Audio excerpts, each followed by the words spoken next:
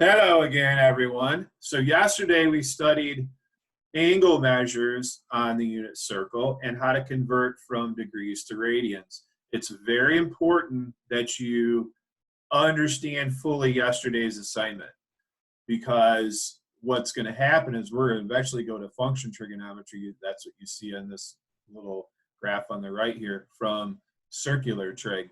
And the idea is that we cut the unit circle and lay it flat. That becomes our x-axis. So the scaling on the unit circle of 15 degrees for every click, or pi/12, now that becomes the x-axis. And so how to get around on a graph of sine or cosine, or any of the other trig functions for that matter, is going to depend upon knowing those angle measures. What about the y-axis? Well, the y-axis happens to represent the fluctuations in either the horizontal side of the right triangle as we wind it around, or the vertical side. So the horizontal side fluctuations we call the graph of cosine. The vertical side fluctuations we call the graph of sine. Now, you don't really need to know that. I'm just trying to bridge the gap here. And at any particular point, the coordinate on the unit circle represents the y value in the graph of cosine or sine, depending on what you're focusing on. So we need to know the coordinate of the triangle as we wind it around, because that's going to represent the y values on either the graph of cosine, which would be the x part of the coordinate, or the graph of sine, which would come from the y part of the coordinate.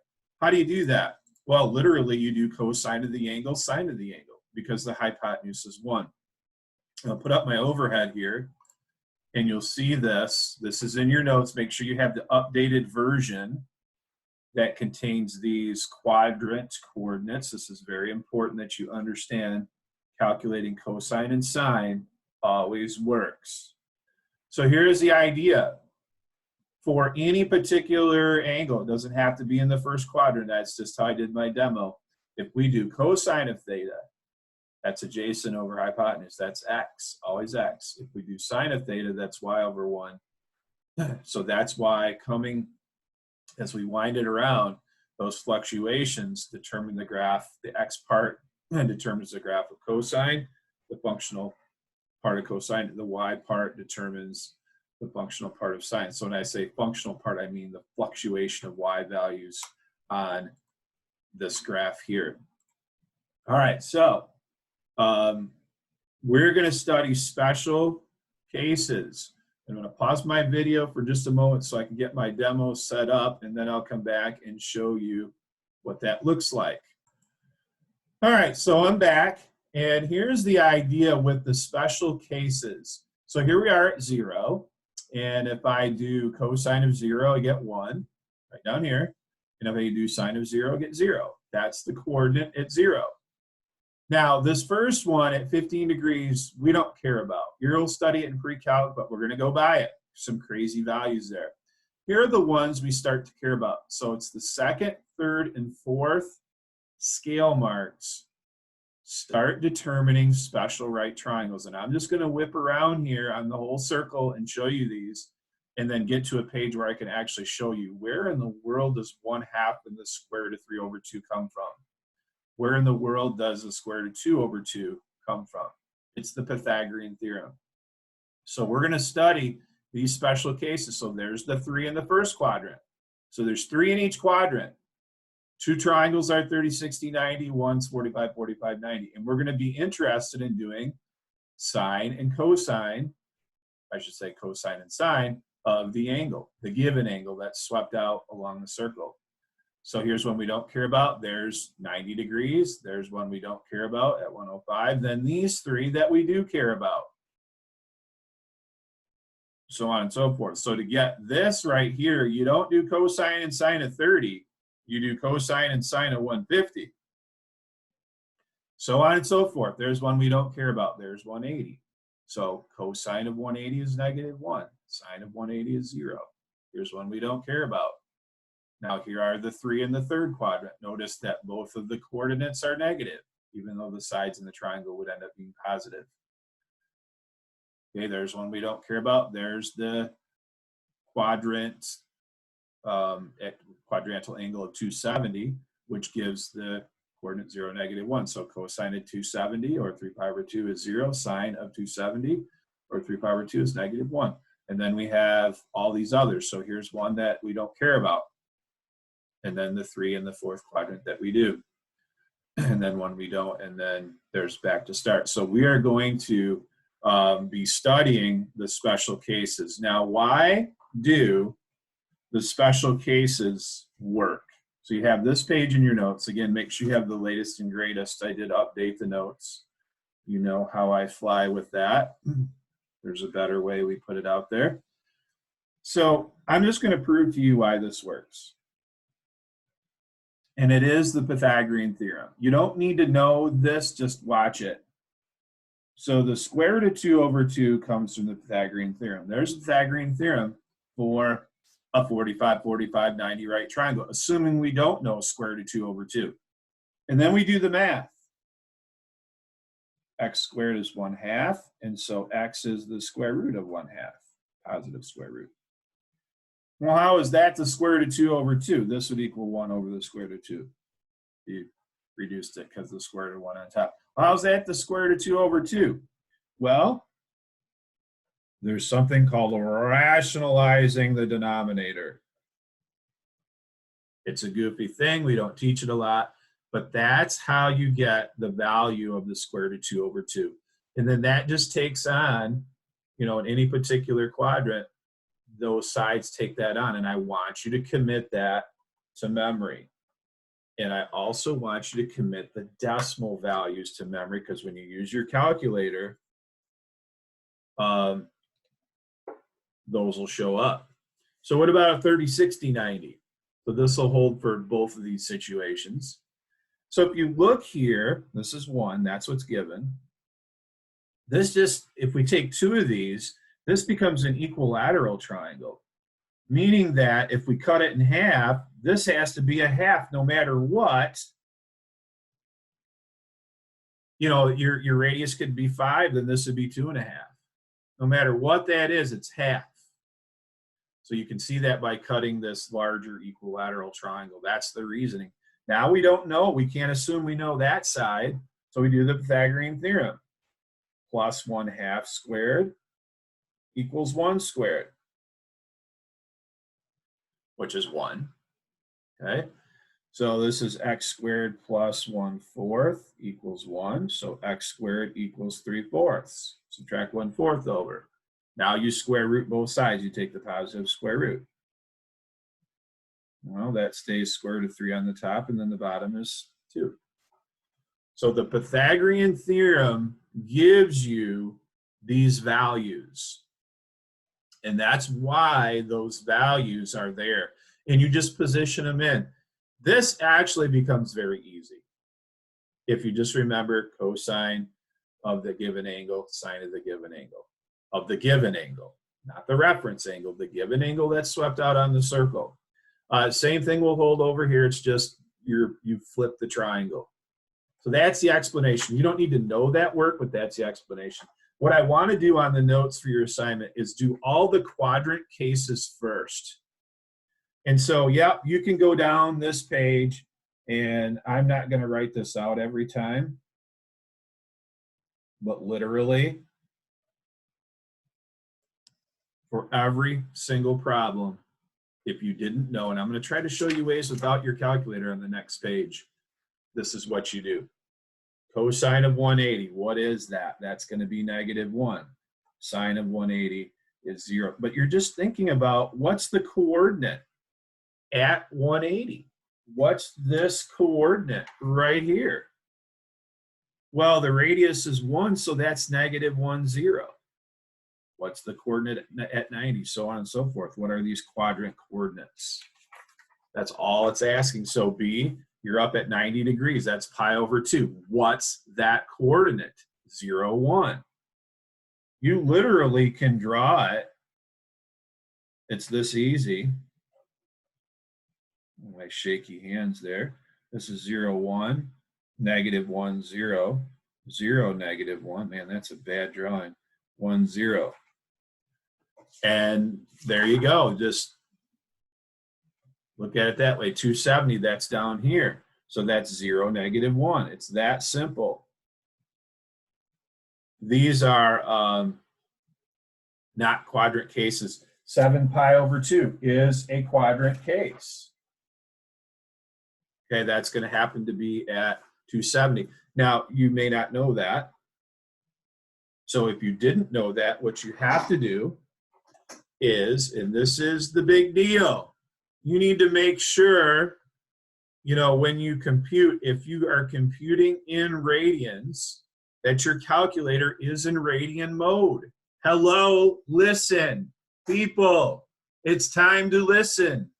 If you're using your calculator and you have an angle given in radians, you need to make sure your calculator is in radian mode. Now that means 0, okay? It's just a little bit of calculator error there. Then sine of, we want sine of 7 pi over 12. And you should use your pi button too, -1. And make sure that it's probably best, well, you'll have to go back and forth. I won't say do all the radian problems at one time. You might want to approach it that way though. So you're not having to switch back and forth. I'm doing all the quadrant cases first, just because I want to emphasize those. So 7 on the next page is a quadrant case. This is just simply 0, -1. Here, so this is 0, 1, problem 11. And I see that as the only 2 on that page. Okay, so quadrant cases, you're just thinking of, as you do the angle, what is the coordinate at that angle? And it literally, as my drawing is here, is the coordinates on that part of the circle. Make it a little better there, that you're getting at. And then the cosine is the x value, the sine is the y value, if you don't know. Now, what if you have other cases? So 300 degrees, you're not probably going to know this if you don't have a picture. So this is where doing the cosine and the sine will come in. And as you do this, you need to make sure you're in degree mode. Make sure, people, you are in degree mode if you are doing a degree calculation. Cosine of 300, 0.5, sine of 300, negative square root of 3 over 2.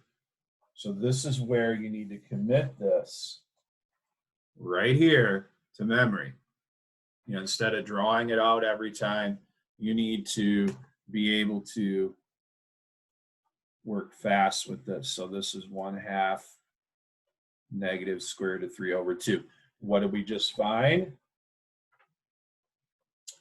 We found this guy right here. Okay, this was the page that I had out a little earlier. -150, same idea. Make sure you're in degree mode. That's going to give you negative square root of 3 over 2, -1/2. That's going to put you in the third quadrant. You don't need to change. You can enter just -150. That's this guy right here. -150 is the same as 210. Whether you go backwards, okay, or you count it forwards. It's a little sloppy 210 there. All right, so next page. I'm going to tell you there's a way to do this without your calculator. Now watch and learn. This is going to be a 30, 60, 90 case. This is going to be 30 degrees right here. So the longer side is the square root of 3 over 2, and the shorter side is 1/2. Then just fit it in as a coordinate. Try these without a calculator. You know the established sides, correct? You should be able to recognize if it's a 30, 60, 90. So this one here, if we drop down, this is going to be 60 degrees right here. So this side will be the square root of 3 over 2. This side will be 1/2. So this is the coordinate 1/2 square root of 3 over 2. You see the idea? Really simple. Really, really, really, really, really simple. This is going to be a 45, 45, 90. So you make the right triangle by going up to the x-axis or down to it. You draw from the point on the circle up or from the point on the circle down. And so this is 45, 45, 90. So these sides are the square root of 2 over 2. They got to think like a coordinate though. So this is the square root of 2 over 2, negative square root of 2 over 2.